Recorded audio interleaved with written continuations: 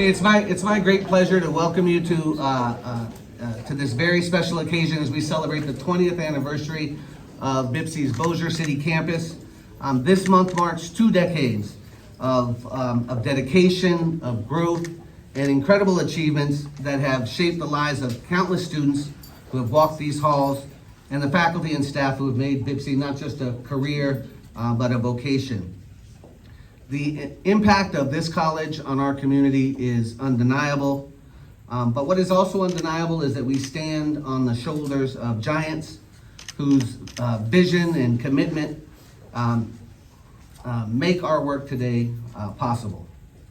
As we reflect on the last 20 years, we honor that vision and commitment because it's brought this campus to where it stands today. From its humble beginnings as an empty field on East Texas to the thriving institution that we know now. BIPC has always been a place of hope, of opportunity and transformation, where individuals are embraced, where they are educated and empowered. BIPC's played a pivotal role in providing affordable, accessible, high-quality education to students, empowering them to pursue their dreams and to go forth into our community to live and serve in meaningful ways. We're proud of the accomplishments and the milestones that we've reached together, from the success of our graduates to the partnerships that we've built with K-12 and the university sectors, partnerships with local businesses and industry, with our regional economic development organizations, and so many more. But what truly sets BIPC apart is the people, the dedicated staff, the exceptional faculty, and of course the students, past and present, who've made this campus a vibrant and supportive, caring community. As we look to the future, we are excited to continue our work of expanding opportunities for education, fostering innovation, and serving as a cornerstone of progress in Northwest Louisiana and beyond. We've been challenged just recently by the president of our system for BIPC to do even more in impacting the educational needs of our state. So we're looking forward to doing that. But thank you for being here to celebrate this milestone with us. I think your presence here today is a testament to the importance of education and building a bright future for all of us. So thank you again for being here. Immense honor to bring forward an individual whose history of this campus goes back to the very beginning of the notion that a campus could be built in an empty field on East Texas. Please extend a warm BIPC welcome to the Chair of the Board of Directors for Campus Facilities, Inc., Mr. Kevin McCotter. Thank you, Rick. Thanks so much, Rick. This has been so fun preparing for today. And gosh, I was telling Don and some others inside how many memories it brought back about not just 20 years ago, but probably about 25 years ago. And I can't tell you what an exciting day it is for our entire campus facilities family. But I thought a good place to begin was exactly 20 years ago, right in front of this very building when we held the ribbon cutting ceremony.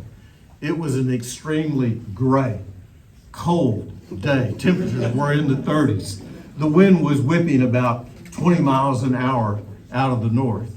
The large BIPC tent was set up, and it was packed with people. As Chancellor Carlton began welcoming everyone, there was a tent pole at the corner of one of the tents, and it started wobbling, like this. And everyone was thinking, oh my gosh, this is gonna cave in on probably 200 people. But quick thinking Karen Musgrove whipped her car to the corner of that tent and with some help tied the rope to the bumper of her very heavy Cadillac. And so we said a potential crisis was averted. Next, the remarks began along with light flakes of snow. And you could just see people were standing up. Everybody was freezing, just wanted to get the ceremony over with. After a number of speakers, all of whom were trying to cut their remarks short, the last speaker, thankfully, was Billy Montgomery.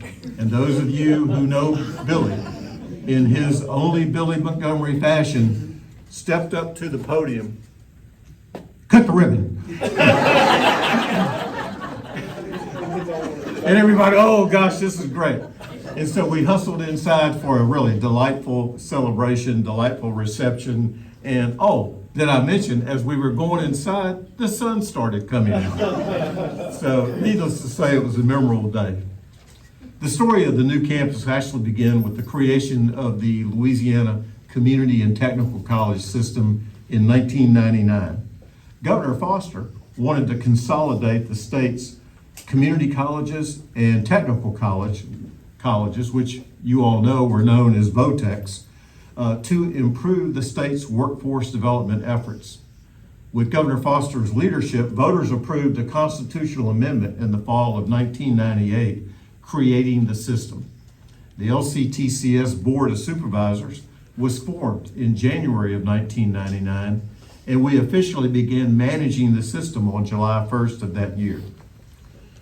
Okay, so I thought, gosh, this is great. What a great honor and privilege on the LCTCS board. About 12 months later, BIPSI received bad news. It was a threat of losing its accreditation from the Southern Association of Colleges and Schools. And the threat was all about, you guys have got to do something to either improve your facilities, excuse me, on Airline Drive, or build a new campus. At the time, all of you know, the classroom buildings, and I use that term loosely, it was T buildings.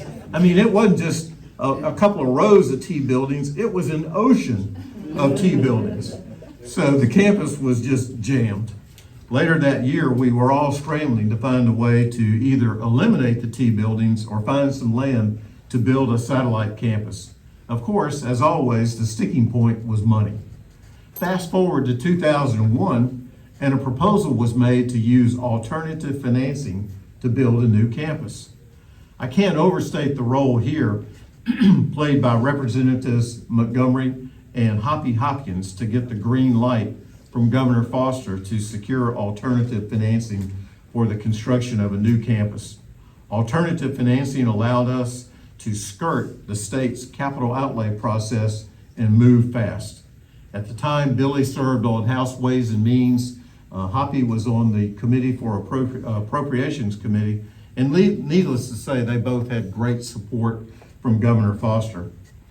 A little known fact at the time also was Governor Foster not only wanted to improve workforce development efforts, but this wasn't publicized as much. He wanted to implement selective admissions in the state's four-year universities. He knew by doing that, he needed additional community college capacity to be able to at least provide an answer to those parents calling him to complain that their kid couldn't get into LSU. So he could then say, we've got a great community college system. Timing could not have been better for us. Once the green light was flashed, Campus Facilities, Inc. was formed. CFI is a special purpose nonprofit corporation whose sole mission is to construct and maintain the campus until our bonds are paid off in 2027. The three founders were Don Jones, John McConaughey, and me. John passed away in 2016, and his board seat is now occupied by Bill McConaughey. The alternative financing program authorized CFI to enter into a cooperative endeavor agreement with the state and sell $55 million in bonds to construct the campus. In return, the state sends CFI an appropriation each year, which we use to service our bonds. And when the bonds are paid off 2 years from now, that's hard to believe, then ownership of the campus transfers from CFI to LCTCS. So, not being burdened with the capital outlay process, our team moved fast.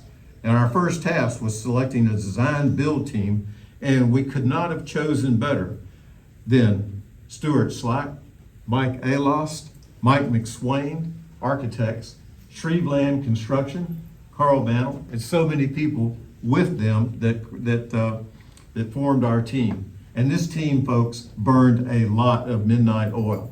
We were usually meeting twice a week to bring concepts to life, which you see on the walls. I hope you take an opportunity to visit right next door.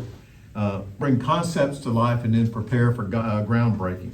We broke ground in October of 2002. Shortly thereafter, piles were being driven in the ground, slabs were being poured, and beautiful iron steel was going up. The team was very efficient with this design work by using the same building design for our 4 anchor classroom buildings. Each of these buildings are 50,000 square feet. When Mike Stewart, and Carl and the team kind of got the concepts for those buildings together, bid packages were sent because we knew what the buildings were going to look like, and additional work could be finished as we moved along. I have to say that this is a really good point to note that the vast majority of subcontractors that were on this project were from right here in Northwest Louisiana. As construction was being completed, CFI was able to equip the entire campus with everything from furniture, telephone systems, pens and pencils, and even lawnmowers. It was Christmas morning all year long during 2005 because faculty and staff finally had the tools at their disposal to elevate their performance. Another little known fact was Commissioner of Administration Mark Drennan at the time wanted to carve out, at the time, the state, under capital outlay, was building new buildings, but yet they had buildings that they had tarps on to prevent them from leaking, to protect valuable equipment. So Mark wanted us to establish a maintenance reserve account, which we've done, and I can't tell you how valuable that's been to maintaining the campus in the tip-top shape that it's in. Hope Chad Johnston is here. Before Chad, David Jones, they've just done a phenomenal job in maintaining the campus. I'll close. Don Jones brought so much experience and expertise to our team as former mayor of Bossier City and successful businessman. Don is so well experienced in design and construction practices that it would not have been possible without Don's expertise. Next was John McConaughey. John was the former superintendent of Bossier Parish Schools. John was experienced in education and education facilities and was a leader in everything that he did. I always said, John made you better than you were. And it's so fitting and deserving that we're standing here in the John McConaughey Administration Building. Our CFI local team consisted of Rex Bryan, local attorneys Patrick Jackson, Susie Morgan, John Mayo with Sisson and Associates, Ellen Kelly, who was our clerk of the works. I've mentioned Mike Alos, Carl Bannell, Mike McSwain, Clay Mitchell, Stuart Slack. I know I speak for the entire CFI team and our design build team in stating the pride and joy that we have in the project. For Don, John, Bill, and I, it's been 2 lifetimes of community volunteering crammed into about 30 years. But the pride and joy is not just in the buildings, in this great campus, but it's in the academic programs, the theater programs, the music programs, the health and education programs, but most importantly, the student success stories from everyone who has walked these halls. Thanks very much. I also very much appreciate, Kevin, that you mentioned John McConaughey and the fact that we're standing in the John R. McConaughey Administration Building. This is a family that has given themselves to education and to this community, and we're very much proud to have his name on this facility. Okay, in planning the program for today, my assistant Christy Moore suggested that we get a former student, a graduate, to also speak and share some remarks. As I've spoken to folks that were students, as Christy was, when this campus was open, it's just become crystal clear that this is a facility that has had a profound impact on students as well as faculty. So it's certainly deserving that we have a former student to speak. It's my honor to invite an alumnus to share some words. Please help welcome back to BIPSI, Mr. Brian Crawford. Wow. Thank you, Dr. Bateman. And Kevin, good seeing you again. Good seeing so many friends and familiar faces for when this campus was established. Wow, 20 years ago, getting old. As a former student of starting out in those T buildings that we talked about, and an alumni, my purpose here today is not to go over my story. It's to go over the incredible story of Bipsy and transforming from a place on Airline Drive with those rows and rows of T buildings into a facility that makes those dreams a reality. And I'm proof of that. A very, very poor high school student. I barely got out of high school. Started my college career at 32 years of age in 95, and came to Bipsy with fear, trepidation that again, scholastics and academia would not be my forte, but I had somebody pushing me from the fire department who was a mentor and said, Brian, you need to go to college. And so I reluctantly agreed to take one class at Bossier Parish Community College, and with the agreement that if I didn't like it or I didn't pass, I wouldn't have to go back. And so I took Speech 101, and believe it or not, was incredibly shy person and fearful of public speaking to a large degree. And Mr. Slaughter was my teacher in that class, and I'm telling you, he made the difference in my life. He changed everything about my perception about education. He made learning fun. He made my journey a lot easier, because I did learn from Bipsy that with goals and aspirations and hard work and dedication and an education base to kind of push all that forward, that you can really do anything. And that led me to be fire chief and CAO for the city, and now with Willis Knight. It's not a pat on the back to myself, it's to show you that dreams start with associate degrees. Dreams start very small. They start one class at a time. And you said it, it's not the buildings, the T buildings that were on Airline Drive. It's not about these structures. It's about the incredible people that fill up these buildings, that make Bossier Parish Community College the incredible dream maker for this community and beyond, that allowed me to have my dreams come true. And you're doing it every day here. So congratulations on 20 years in this structure, and I'm just thrilled to be here today. Thank you very much.